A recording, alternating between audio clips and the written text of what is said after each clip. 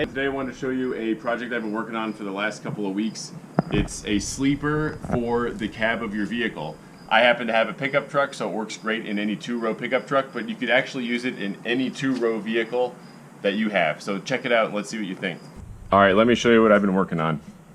I'm 6'5", and I realized there's not enough room in my very short bed to sleep in the back of the truck, nor do I have enough room normally to sleep stretched out in the cab of my Super Crew F-150.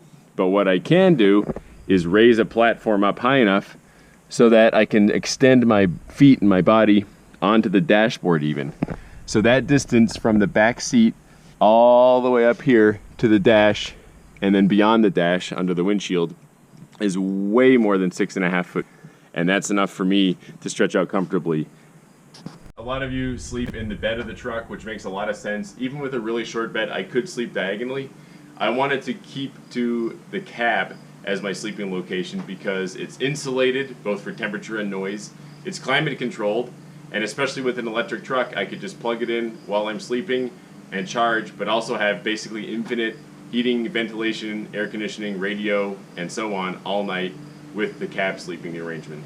So knowing I wanted to sleep in the cab instead of in the bed, I started thinking about how can I arrange my 6.5 foot size body in the vehicle. I also wanted to make sure I was insulated from the weather and from trees falling down to some extent, heavy rain, wind, things like that. Also from a security aspect, it's nice to be able to lock the doors and be able to stay in a secure area in the vehicle. And also if I had to get away from a location quickly, I could quickly hop into the driver's seat and take off. Versus sleeping in the bed, it's a little more vulnerable. It's not necessarily lockable. Someone can maybe even lock me in a little easily if there's only one way out. And I'd have to exit the bed to get into the cab to drive away. So for all these reasons, I've decided I'm going to try and sleep in the cab. How can I make this happen?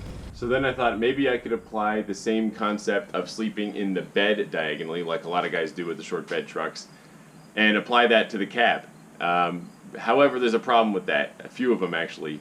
Even when I set up a mattress really high up and sleep diagonally, as you can see, there's interference with the steering wheel, there's interference with the ginormous screen that's in the F-150 Lightning.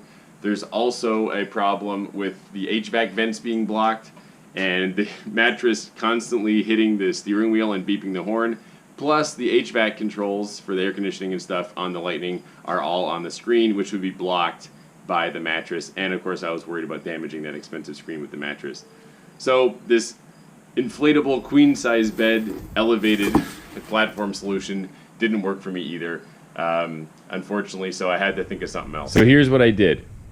I got a whole bunch of PVC pipes from Home Depot, ordered all the joints I needed based on my design that I sketched out from Amazon, way cheaper than going to Lowe's or Home Depot, and combined them into this platform, relatively lightweight and relatively strong platform that elevates a Amazon purchased tri-fold 4-inch thick mattress up to the level of the dashboard, as you can see here.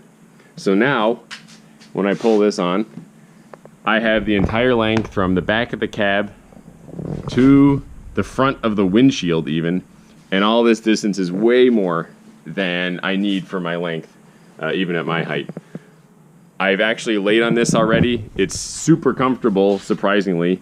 When I tried it out on the ground, I thought I would need some flat panels here to make the pipes a little less obvious as I'm sleeping. But honestly, I tried it again in the truck, and it's okay. So I built in some extra thickness here to add in some foam or a plastic panel or some plywood or something. Turns out I don't need it. I don't think I'm going to add any flat panel there. Maybe I will later. But then I realized, well, now there's a different level here. That's going to be a problem. I laid down on it, and with my head at this end, I actually didn't have any problems. So it was A-okay.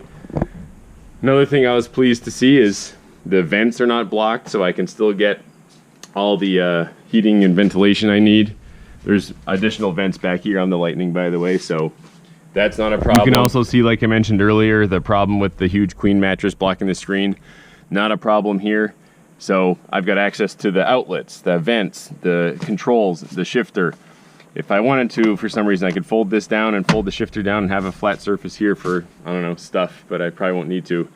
So overall, I'm pretty much done. And I wanted to make sure that I had a sleeping setup that was both comfortable and of course supported my size. Also that it allowed me to use HVAC and keep the noise insulation high, because if you've ever camped around Silver Lake sand dunes, you know there's a lot of two-strokes and Cummins guys making some beautiful noise all night long. So it's nice to hear that, but it's also nice to have insulation when you want to sleep. Also, one more thing I'll add, it allows room for a kid to sleep here. In fact, I'm probably going to construct some sort of not elaborate platform right here, full of maybe toolboxes and pillows and things like that, to make this bed a little wider, so I can have my son or my daughter sleep here as we're traveling as well. So it allows for lots of leg room, even if you have someone sleeping under you.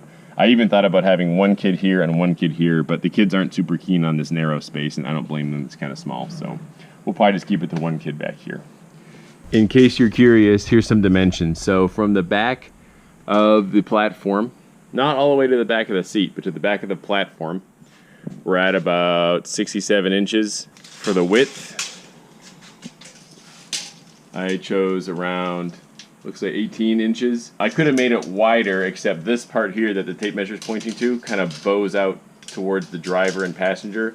Plus I've got this big screen which also bows out some more. And height-wise, I got 3 different heights. I got one height, of course, on the front passenger footwell from the floor up. Yeah, we're at about, what's that, 29 and a half?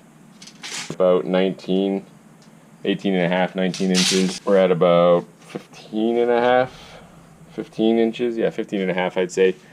Another bonus, if you take the headrest off and recline the seat down, you'll have to anyway, you can adjust the passenger seat to the exact right height. It ended up being about 26 inches off the floor, 24 inches on the seat height. So overall, it's pretty level. I use the leveling app on my phone. In case you're curious, I did not glue these, at least not yet. I can still unpop them and separate them. I am going to put some tape up to line up everything when I take it apart, so that I'll be able to more easily remember which part goes where. I marked all these with different colored tape for each section of the build. So black gaffer's tape here on both the joints and the pipes, so I can combine that quickly and easily, even in the dark perhaps. I also marked these ones with whether it's passenger side, middle, or driver side. If I ever have to take the whole thing apart, at least I'll know where these joints were and which orientation they were, passenger, middle, driver side. So hopefully that'll make it a little easier to assemble whenever I take it apart. To size the pipe and cut it, I just use my circle saw. It's for wood, but don't tell anybody.